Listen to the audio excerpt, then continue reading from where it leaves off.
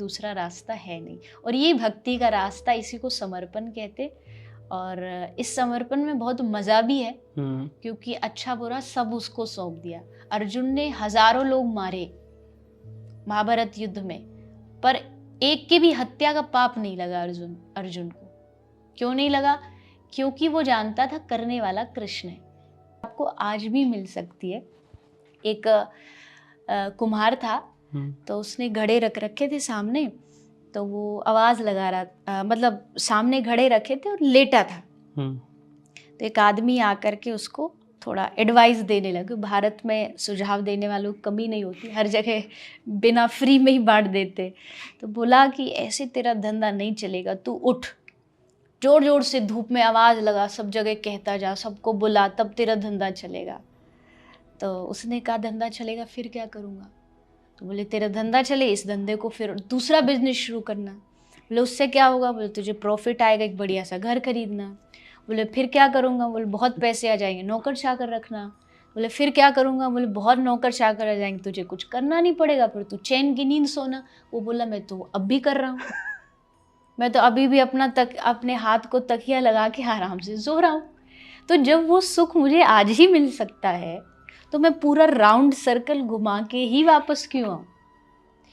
मतलब मेरे कहने का मतलब ये नहीं है कि आप पुरुषार्थहीन बन जाइए, पुरुषार्थ करिए, पुरुषार्थ करना जीवन का एक बहुत बड़ा लक्ष्य है, लेकिन इस बात को सोच के करिए कि आज जो आपके पास है वो बहुतों से बहुत अच्छा है, वो लाखों करोड़ों से बहुत अच्छा है।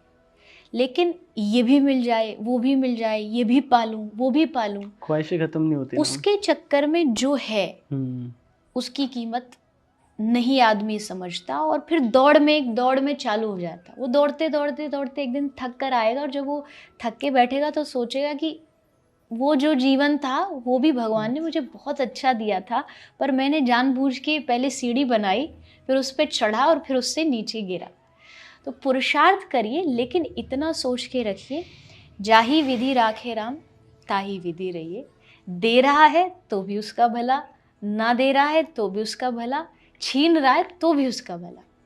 ये लाइफ का रूल अगर बना लोगे तो मुझे लगता है कि ना होने में भी बहुत खुशियाँ हैं। हर समय ज़रूरी नहीं कि बहुत कुछ होने में ही खुशियाँ हैं, कभी कभी छोड़ने में भी खुशी है। जैसे कहते हैं ना कि मूर्ति बनाने के लिए पत्थर में कुछ ऐड नहीं किया जाता, उससे कुछ निकाला जाता है, जो एक्स्ट्रा है वो निकाला जाता है। मूर्ति ऑलरेडी है, उसमें जो एक्स्ट्रा वो निकालो।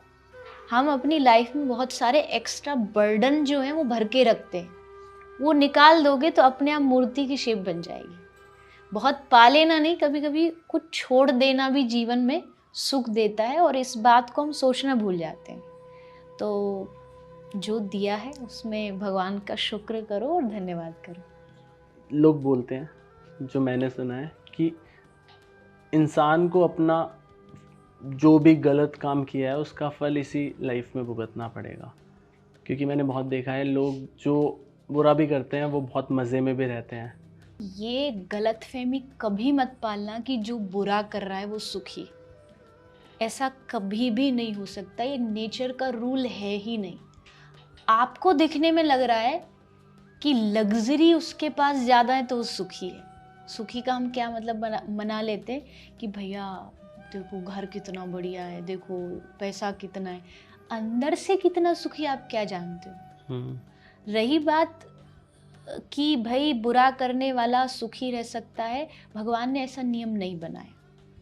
बुरा करने वाला एट दी एंड रहेगा दुखी ही। ये रूल है, ये 100% कन्फर्म्ड रूल है, इसको कोई नहीं बदल सकता।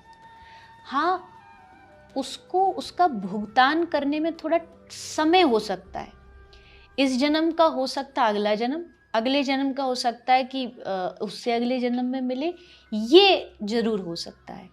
क्योंकि अब इसमें भी कोई भाई तर्क करेगा कि ये तो फिर गलत है, भगवान ने आज का आज ही देना चाहिए। आज का आज भगवान इसलिए नहीं देते, जैसे हम कोई बीज आज बोते हैं, वो बड़ा होता है, फिर उस पर फल लगते हैं, फिर धीरे धीरे सीजन्स के हिसाब से आपको उसका ध्यान रखना पड़ता है, तब जाके एक समय में आज की फसल बोई आज ही नहीं मिलती, उसको काटने में 6 महीने लगते, किसान इंतजार करता है 6 महीने, तब वो फसल निकलती है, तब अन्न आता है, तब उसको खाते हैं।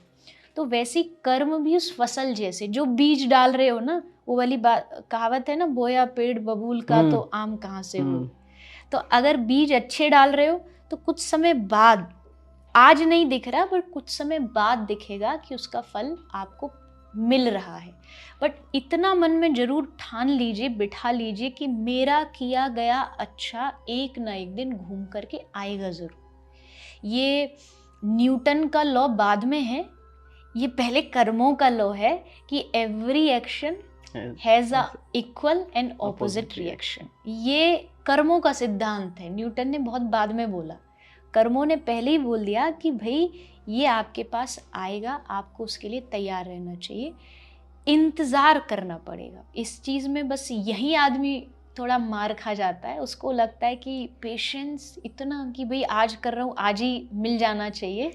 तो ये फिर आपको थोड़ा सा अध्यात्म सिखाएगा। पेशेंस कोई मतलब कोई मैकेनिक वाली चीज़ नहीं है कि आपको कहीं से भी मिल जाएगी। ये आपको अध्यात्म सिखाता है कि जीवन में जब आपके जीवन में पेशेंस आ जाता है तो आपको पता रहता है कि एक ना एक दिन मुझे मेरे कर्मों का फल मिलेगा और अच्छा मिलेगा। मुझे पक्का भरोसा है मेरे कभी भी कर्म खाली नहीं जाएंगे। इस जन्म में भी जो हम भुगत रहे हैं ये भी जरूरी नहीं इसी जन्म का हो। ये भी हमारे पास लाइफ का हो सकता है, पास से पास लाइफ का भी हो सकता है, क्योंकि ऐसा कई जगह शास्त्रों में एग्जाम्पल है, उदाहरण है कि जहाँ कई जन्मों पीछे का मिलता है। जैसे पितामह भीष्म की कथा में उन्होंने पूछा कृष्ण से कि भाई मेरे साथ क्यों, मैं क्यों बाढ़ पे लेटा। तो उन्होंने कहा कि आज से 50 जन्म पहले तूने ऐसे ऐसे एक कीड़ी थी उसको कांटे पे रख दिया था, तो उसके कारण तुझे फल मिल रहा है। तो इससे ये समझ आता है कि किसी भी जन्म का कभी भी मिल सकता है। भगवान ने ये एक बहुत ही, कह सकते हैं आप, एक ऐसा भ्रम वाला कुआं बनाया है कि जिसमें किसी को कुछ नहीं पता। इसलिए भगवान कहते तुमको हमेशा सतर्क रहना पड़ेगा और मुझे पकड़ के रखना पड़ेगा। मान लो कोई पिछले जन्म में तुमसे गलतियां हो भी गई, अब भाई मैं क्या करूं, हो गई तो उसमें भगवान से निवेदन करना चाहिए कि भगवान जो हुआ सो हुआ, अब मैं आपका हूँ, मैं आपको समर्पित हूँ, आगे अब तू संभाल। अच्छा बुरा मैंने तुझ पे सौंप दिया, अब तुझे संभालना ही पड़ेगा, मेरे पास और कोई दूसरा रास्ता है नहीं। और ये भक्ति का रास्ता, इसी को समर्पण कहते। और इस समर्पण में बहुत मज़ा भी है, क्योंकि अच्छा बुरा सब उसको सौंप दिया। अर्जुन ने हजारों लोग मारे महाभारत युद्ध में, पर एक की भी हत्या का पाप नहीं लगा अर्जुन को। क्यों नहीं लगा? क्योंकि वो जानता था करने वाला कृष्ण है। ये करा रहा है और ये कह रहा है कि युद्ध कर, तो मैं कर रहा हूँ। तो ये चीज़ समर्पण भाव जो है, ये आते ही फिर पाप पुण्य से आदमी थोड़ा सा मुक्त हो जाता है। मैम जो आप बता रहे थे नेगेटिविटी खाने से भी आती है जी मैम, आजकल का लाइफस्टाइल तो इतना ज़्यादा ख़राब हो चुका है कि सबको ऑलमोस्ट तीनों टाइम बाहर का खाना चाहिए, तो क्या उससे भी नेगेटिविटी आती है? बिल्कुल आती है। खाने से हमारी लाइफ में सबसे ज़्यादा नेगेटिव थॉट्स हमारे भीतर एंटर करते हैं, क्योंकि हमारे शास्त्रों का कहना है जैसा खाओ अन्न वैसा होगा मन। आप जो खा रहे हैं वैसा आपका मन बनेगा, वैसे आपके विचार बनेंगे।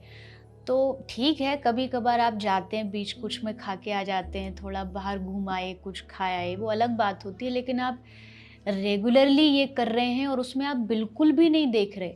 हम पहली बात तो मैं ये कहती हूँ कि कहीं भी ऐसी जगह खाना नहीं चाहिए जहाँ नॉन वेज बनता है, और ख़ासकर वो आदमी जो चाहता है इस स्पिरिचुअल लाइफ में थोड़ा आगे बढ़ना, क्योंकि साइंस कहती है खाने की अपनी वाइब्रेशंस होती हैं। तो वाइब्रेशन जो है वो सबसे जल्दी ट्रांसफ़र होती है वाया फूड, वो सबसे जल्दी ट्रांसफ़र होती है। मान लीजिए यहाँ एक नॉनवेज खाना बन रहा है, साथ वाली उसी टेबल पर एक वेजिटेरियन खाना बन रहा है, और वो वेजिटेरियन आदमी ये सोच के खा रहा है भाई मैं तो वेजिटेरियन हूँ, बट वो ये नहीं जानता कि वहाँ जो उसकी वाइब्रेशन है वो पूरी की पूरी उसमें ट्रांसफ़र हुई है और होकर के वो खाना बना है। तो इस चीज़ पे बहुत बहुत ज़्यादा दिमाग पे असर पड़ता है। आज के जो लोग हैं उनका जीवन में विचार खराब होने का कारण ये है कि उनका खाना खराब है।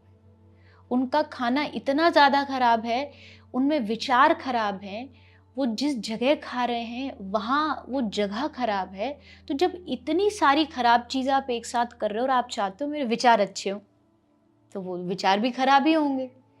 आप कभी भी देख लेना, आप कभी वृंदावन जाओ, कोई ऐसा आश्रम हो, संत का कोई कुटिया हो, वहाँ जाके कभी खाना खाना, सिंपल सूखी रोटी खाना और कुछ भी नहीं, उस पे इतनी सी कोई सब्जी हो ना हो, उसको हमारे ब्रज में माधुकरी बोलते हैं, मतलब घर घर जाके मांग के लाते संत और तब उसको खाते। तो रोटी पे गुड़ और थोड़ा सा मक्खन उस पे रखा होता है, वो आप खाओगे, उसके सामने दुनिया के सारे 56 भोग फेल हैं। क्यों? क्योंकि वहाँ बनाया एक दूसरे भाव से जा रहा है। ब्रज की हर एक माता जब घर में रोटी बनाती है आज भी, तो वो कम से कम 5-6 रोटी एक्स्ट्रा बनाती है। उसको पता है कोई ना कोई साधु जरूर मांगने आएगा मेरे घर में। हर रोज का वहाँ ये गांव का सिस्टम है कि वहाँ जाते हैं लोग और मांग के साधु लेकर के आते हैं। उसमें शुद्धता होती है, इसलिए उसका मज़ा, उसका आनंद, उसका स्वाद भी अलग होता है। तो ये खाने पर जो है, इस पे आज के बच्चों को, आज के यूथ को बहुत सोच के चलना चाहिए। कहीं बाहर जा भी रहे हो खाने, तो बहुत सोच समझ के जाइए। कोशिश करिए अधिकतर घर में भोजन बनाइए और उसको भोग लगाइए भगवान को। सबसे ज़रूरी ये है। इवन आप बाहर भी खा रहे हो, अगर आप कोई वेजिटेरियन फूड बाहर किसी जगह लेके खा रहे हो, तो भी आप टेबल पे बैठो, पहले उसको भगवान को समर्पित करिए।